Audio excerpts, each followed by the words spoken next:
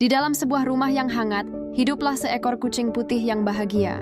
Hari-harinya diisi dengan bermain dan bermalas-malasan di tempat yang nyaman. Suatu hari, hujan deras turun tanpa henti, menyebabkan air banjir mulai merembes masuk. Arus yang kuat menghanyutkan rumahnya, namun si kucing berhasil melompat ke tempat yang lebih tinggi.